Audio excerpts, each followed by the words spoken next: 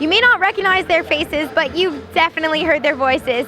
Hey everyone, I'm Ashley Bornancin with the Red Carpet Report. Tonight we are in Hollywood at the Egyptian Theater for the premiere of the film I Know That Voice, representing some of the biggest artists in the voiceover industry. Let's go talk to some goofy characters. This is Ashley. Hi Ashley, I'm I'm Rob. I'm up and coming in the voiceover industry as well, so it's great to meet you both. It's nice to meet you, my darling. See, that's, he knows how to work. He's taught me everything I know, but not everything he knows. Wow, I'm learning all about Hollywood as we speak. So are you actually working as a Yeah, I'm working with Terry Thorin right now, the creator of Rugrats. So we're working on a new project. Yeah, Thank you so much. you. Thank you. You're not doing that. I mean, that's just you, right? Yeah, this is just my normal voice. That's great. Let's work Voice together. like that, isn't it? No, if you've got that and you can manipulate it from there, that's wonderful. That's Oh, great. thank you it's a so great much. place to start, kiddo. Thank you so much. Why are you here with a microphone? Because we're also doing interviews for Lovely. reporting with the Red Carpet Report. Oh, there's a red carpet report? Yeah, right here. We are in it right now. I didn't do it. So we're with two of the biggest stars. Do you know that he won an Emmy for... My friend Jack here. My grandmother Jack is telling me, everybody, to tell them that I won an Emmy. That's so sweet of him. Years ago, I won an Emmy for a character I did called Pinky. I'm Pinky in the Brain. Pinky in the Brain, duh! I grew up watching that. You did not. Narf. Look at all of you laughing back there. Hello. Nice to see you. I'm breathing and I'm not in jail, but the day's not over yet. If anybody can help me get there, it'll be my friend Jackie. Oh, thank you. Friends are going to freak out right now. I'm not. Pretty crazy, huh? Well, we're so lucky. I mean, the fact that we've been able to do something that we don't tell anybody, but we'd pretty much do for free, and they pay us, and then people that were not born when we were doing these shows, like yourself, smile and get happy. It is such an incredible gift. We're really lucky. I say I broke into the business as a disc jockey in 1958, and I've never worked a day since. How about that? I just play, and they give me money. That's great? amazing. It is, and the thing is that honestly, when I came to Hollywood in 1978, I didn't really start working on cartoons till 83, 84, and Jack and Michael Bell. I'd already become a legend by then. Yeah, Jack, Mikey Bell, June Foray, Bob Ridgely, Don Messick, all these people who were heroes of mine. I find myself sitting in a room with Jack Angel, and then when all of a sudden you go, oh my God, I'm friends with Jack Angel. It's the coolest thing in the world, and all it does is go like this. It's so wonderful. What really get me was because there were older guys when I got here. Yeah. And if I would go up against them on an audition and win, yeah, you feel it bad. was like, oh, look who I... No! Oh, you screw him! Hell no! No, look who I kicked his beat. ass! Yeah. Yeah. Right. No, it's wonderful. And well, like what Jack just did here, he didn't have to do that.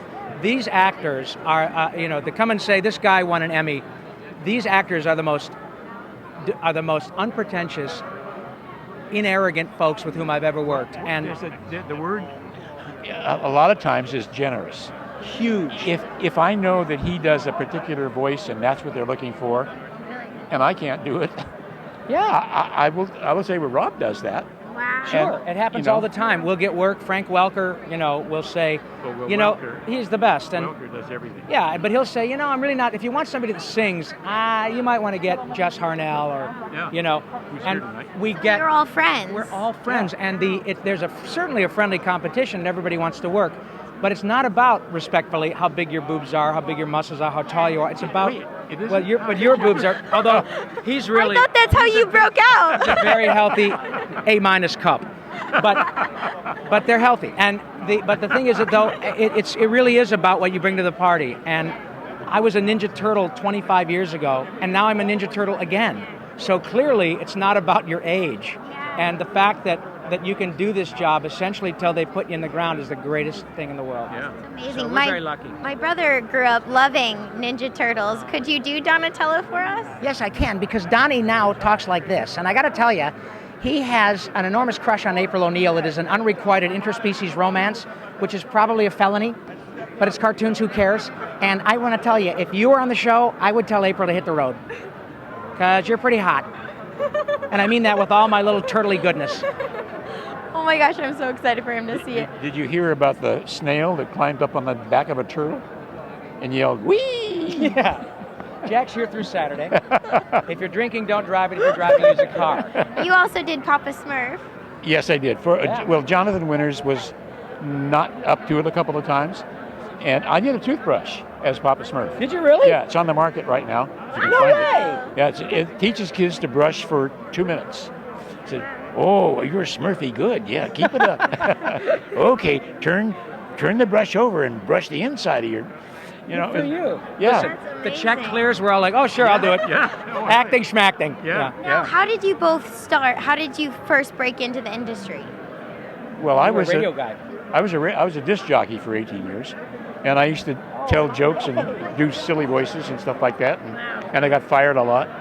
And You got fired? Oh yeah, lots. And lastly, can I just ask you, is there something about this film that we're going to learn about the voiceover industry that's going to be shocking to us all?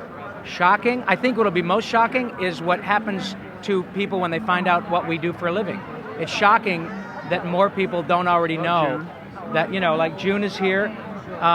June is Rocky the Flying Squirrel from the original show, right? So what really is shocking is people go, oh my God, I had no idea that you did this. And then they find out how talented folks are. Like Bill Ratner, when Billy is not in rehab. I'm your attorney. I'm representing you as of now. This is my friend Bill Ratner. You were my rabbi. Mr. Angel, Baruch atah Adonai, Eloheinu alach elam. Thank you guys so much. If you couldn't tell, we had so much fun tonight on the red carpet, meeting so many different actors, crazy characters, crazy voices, such a great group of people. If this is the only interview you've seen, you're going to want to check out all of our other interviews. Like this video and subscribe if you want to see more, and leave me a comment telling me who was your favorite character. For me, meeting Winnie the Pooh was amazing, but honestly, everyone was so awesome. I have the biggest smile on my face. All right, I'll see you guys later. Bye.